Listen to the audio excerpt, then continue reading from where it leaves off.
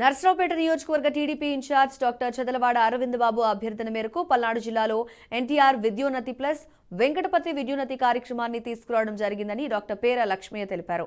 గతంలో 100 మంది పేద విద్యార్థులకు ఉచిత ఆన్లైన్ కోచింగ్ ఇచ్చేవారమని, ఇప్పుడు ఎంతమంది అభ్యర్థులు వచ్చినా ఉచిత కోచింగ్ అందించడానికి సిద్ధంగా ఉన్నామని లక్ష్మయ్య తెలిపారు. ఆన్లైన్ క్లాసులు వినుకొండ నుంచి టెలికాస్ట్ అవుతాయని తెలిపారు. పల్నాడు ప్రాంతం నుండి గ్రూప్ ఎగ్జామ్కు ఎక్కువ మంది ఎన్నిక కావడమే ముఖ్య ఉద్దేశమన్నారు. వెంకటపతి మెమోరియల్ ట్రస్ట్ తరపున పేర లక్ష్మయ్య పల్నాడు ప్రాంత విద్యార్థులకు ఫ్రీ కోచింగ్ విధానం తీసుకురావడం అభినందనీయమని డాక్టర్ చదలవాడ అరవింద్ బాబు పేర్కొన్నారు.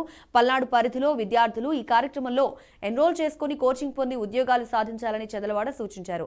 ఈ సమావేశంలో టీడీపీ నాయకులు, కార్యకర్తలు పెద్ద ఎత్తున పాల్గొన్నారు. మించిన వారు లేరు.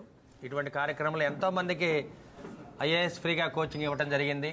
మరి ఇటువంటి కార్యక్రమంలో మన నర్సరావుపేట అసెంబ్లీ సెగ్మెంట్లో, అదేవిధంగా పార్లమెంటు పరిధిలో డిగ్రీ చదివిన పిల్లలందరికీ కూడా మరి ఐఏఎస్ కోచింగ్ కానీ, అదేవిధంగా గ్రూప్ 1, గ్రూప్ 2 కోచింగ్ ఇవ్వడానికి వారు సిద్ధంగా ఉన్నారు.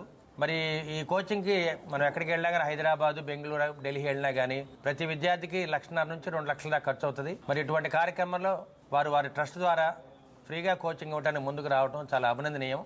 మరి ఎంతమంది పిల్లలైతే దీని మీద ఇంట్రెస్ట్గా ఉండి ఐఏఎస్ కోచింగ్లో చేరతామని చెప్తే కనుక ఒక నెంబర్ ఇస్తారు. దాంట్లో ఎన్రోల్ చేసుకొని ఆన్లైన్లో క్లాసులు వాళ్ళు అటెండ్ కావచ్చు అనమాట. మరి ఇటువంటి మంచి కార్యక్రమాన్ని మనం ప్రోత్సహించాలి.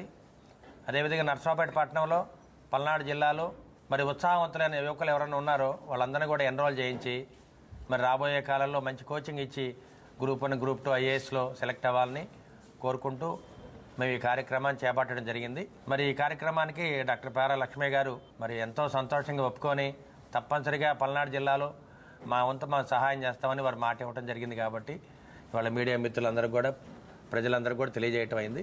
అదేవిధంగా